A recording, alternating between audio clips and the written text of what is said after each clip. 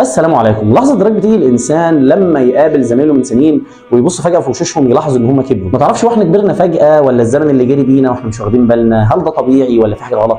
هي لحظه ادراك، مش حزن قوي قد ما هي وجع في صمت كده هادي بيخليك تدرك شيء كان غايب عن بالك. اللي احنا شايفينه ده مش جديد، التاريخ بيحكي لنا ان كل جيل فيه موهوبين وناس واعدين وناس كان لهم مستقبل باهر، ولكن فجأة الفقر، الضغوط، مسؤوليات من العيلة، مسؤوليات من المجتمع، والحروب اللي في كل حتة فجأة بتسحب الجيل ده من غير حتى ما ياخد باله. التاريخ بيقول لنا ان المشكلة مش في الجيل نفسه ولا الشباب ذات نفسهم، قد ما المشكلة بتكون في حاجات ظروف خارجة عن ارادتهم اتفرضت عليهم حتى من قبل ما يتولدوا، بتاكل فيهم حتة حتة. علم النفس بيقول لنا ان في حاجة اسمها البيرن اوت، وده حاجة بتيجي للانسان مبكر احيانا في عز شبابه قبل يعني ما يلحق يكون نفسه، ان هو بيستنزف ويستهلك من حاجات محيطة به من غير حتى ما ياخد باله.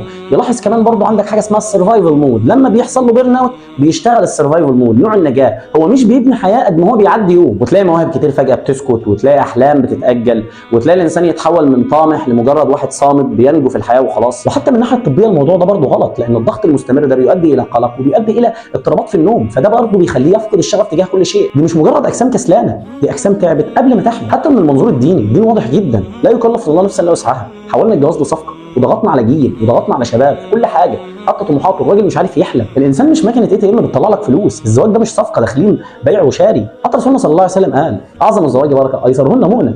احنا داخلين مش مجرد المظاهر بس، الكرامه تاتي اولا، القدر، نحترم بعض اولا.